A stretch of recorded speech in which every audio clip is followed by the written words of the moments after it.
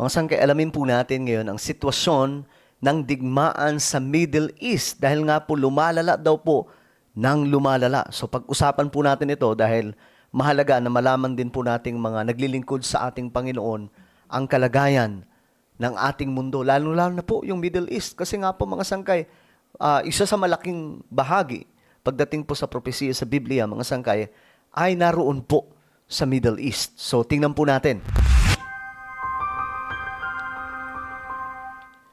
Hello guys, what's up? This is me. We are back dito sa ating YouTube channel, Sangkay Revelation, kung saan dito lamang po natin pinag-uusapan ng patungkol sa mga pandaigdigang nangyayari na related po sa Bible prophecy. At ngayon, kung gusto niyo po na mga ganitong klaseng topic na kapupulutan po ng kaalaman at aral, no? Lalong-lalo na po pag pinag-uusapan yung mga propesiya sa Biblia, i-subscribe niyo po itong ating YouTube channel, okay? Andyan po yung subscribe button sa baba para lagi po kayong updated kasi dito, talagang ini-inform po natin ang lahat kung ano po yung kalagayan ng ating mundo at ano po ang sinasabi ng Bible. Alright? Sa mga nanonood naman po sa Facebook, i-follow nyo po yung ating Facebook page. So ngayon nga po mga sangkay, pag-usapan po natin to kasi masyado pong nagiging malala ang sitwasyon. Biruin nyo po, para po sa inyong kaalaman, ang Saudi Arabia sumama na rin po sa digmaan kasama po ang Amerika. So now, isa po sa malaking problema, mga sangkay, ay ang digmaan na hahantong sa World War III. Talagang ano yon, mga sangkay. Delikado at ang pagkakaalam po natin, sa Doomsday Clock, nasa kakaunti na lamang po, mga sangkay, nasa millisecond na lang po ata yon, mag-12 o'clock na. So, ibig sabihin, malapit na pong maganap ang sinasabi nila na doomsday. Kaya po sinabing doomsday kasi nga po ang digmaang pandaigdigan ay papalapit ng papalapit. Now, mga sangkay, papaano pupunta doon sa ikatlong digmaang pandaigdigan? Kailangan po muna, mga sangkay, isa sa posibleng mangyayari, magkaroon ng regional war. At ang may malaking potential for regional war ay itong Middle East. Ngayon, ito ang balita, mga sangkay. Naglunsad daw po ng surprise attack ang Iran laban po sa US. So, ibig sabihin, malala na po ang sitwasyon, mga sangkay, ngayon ng digmaan na ito. Sad na isang surprise attack ang Iran kontra sa puwersa ng Estados Unidos na nakabase sa Middle East. Sa ulat po, gumamit ang ballistic missiles ng Islamic Revolutionary Guard Corps o IRGC para wasakin ang US base sa Jordan. Grabe, tignan nyo mga sangkay ang ginawa ng Iran. Ganyan po alala, mga sangkay, mala-nuclear. Inanunsyo naman ng US Central Command o CENTCOM na kanilang matagumpay na na-intercept ang lahat ng inilunsad na missile strike sa mga base militar ng Estados Unidos. Nanatili ring nakaalerto ang American forces laban sa anumang pagkilos ng puwersa ng Iran. Ang bagong pag-atake na ito ay kasunod ng ilang araw na paghinto ng mga retaliatory strikes ng US at Iran. Inaasahan na muling titindi ang tensyon sa pagitan ng dalawang bansa dahil sa ikinilos ng IRGC. Nako, kasi nakaraan, mga sangkay, medyo tumigil po ito ng kaunti. Kung di po ako nagkakamali, umabot po ng 3 days na wala pong mga pag-atake ang dalawang magkalabang bansa, Iran at Amerika. And take note, guys, itong Iran, yan po ay ang original name, Persia.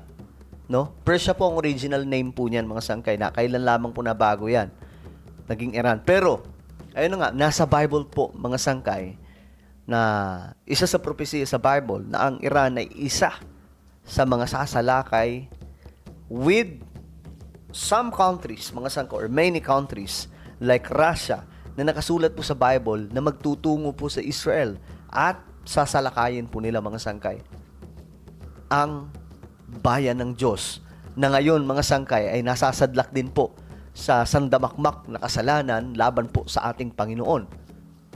At ngayon, mga sangkay, itong nagaganap, isa sa tanong kasi dyan, itong nagaganap ba na digmaan dyan sa Middle East ay posibleng maging tulay para mangyari, mga sangkay, itong mas malawak pang digmaan na hahantong sa Battle of Armageddon? If you are familiar, mga sangkay, sa Battle of Armageddon na nakasulat sa Bible, especially Gog and Magog battle, going to Battle of Armageddon, I'm sure, gets mo itong nangyayari ngayon dyan sa Middle East.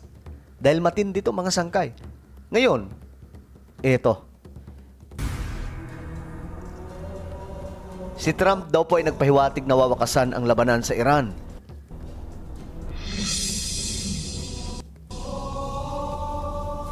People are asking me, please, please, please, Mr. President, we're winning too much. We can't take it anymore. We're not used to winning. Naglabas ng makahulugang video si United States President Donald Trump na may katagang "Finish this fight."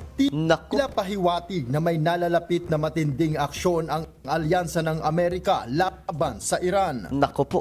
Kasunod ito ng kumpirmasyon ng US Central Command na naglunsad ng pag-atake ang Iran sa base nito sa Middle East, partikular sa Muwafaq Santi Air Base sa Jordan. So, parang ang mangyayari, mga sangkay, magsasagawa sila ng isang planong malaking pag-atake laban po sa Iran. Parang yun po ang nagigets ko, mga sangkay. Laban po sa Iran mismo, ha? Pero ang tanong dito, madudurog kaya nila ang Iran? Kung saan nakahimpil ang malalakas na warplanes at fighter jets ng US. Ang lahat umano ng missiles ay nagawa naman nilang salagin. Nauna nang nagbabala si Iranian Foreign Minister Syed Abbas Araghchi na igaganti ng Iran ang pag-atake ng Ukraine sa mga barko nila sa Caspian Sea. Matapos ang pangyayari, sinabi ni Araghchi na tumawag si Ukraine Foreign Minister Andriy Sybiha upang humingi ng paumanhin sa nangyari. Ayon umano sa Ukrainian official, hindi nila sinasadya ang pag-atake at wala silang intensyong magsimula ng tensyon. Kita nyo, mga sangkay? Nabubuo na po yung mga conflict ngayon sa mas malawak pa no, na sitwasyon. Ukraine. Paano nangyari ng Ukraine? Nasali dyan. 'Di ba? Dapat nakafocus lang sila sa Russia. So ngayon, may iba pang mga bansa like Saudi Arabia, kasama na po ng Amerika. Kung papaano kung ang Russia sumama na rin po sa digmaan ng Iran. So, talagang magkakaroon po ng mas malaking gulo to. Sagot naman ni Araghchi, hindi din nila gustong magsimula ng sigalot pero hindi katanggap-tanggap ang pagkamatay ng isang tripulante nila sa nasabing pag-atake. Dapat aniyang pagbayaran anuman ang nawala sa kanila. Ayon sa Ukraine Foreign Minister, ang tanging layunin lamang nila ay ipagtanggol ang kanilang bansa pero wala sa intensyon ang atakihin ang mga barkong sibilyan. O bakit umatake sila kung wala palang intensyon, 'di ba? Kasabay ng pag-atake ang pagkikita ni na US President Donald Trump at Israel Prime Minister Benjamin Netanyahu at ilang leader ng mga kaalyadong bansa sa libing ni US Senator Lindsey Graham. Isa sa mga dumalo si Ukraine President Volodymyr Zelensky na tila nagpatibay sa paniniwala ng Iran na damay na rin sa laban nila ang Ukraine. Nako po. Ayan na, lumalawak na, mga sangkay.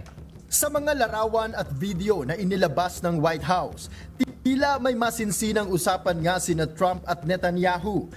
Lalo't umamin ang dalawang leader na Iran ang pinakasentro ng kanilang usapan. Pangunahin ang nuclear program nito.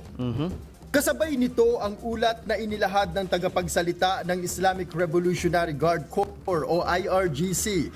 Ang natanggap nilang credible intel report kaugnay ng planong pag-atake sa Peacocks Mountain, ang pinakamalaking arsenal ng Iran, at kung saan umano nakaimbak ang uranium deposits.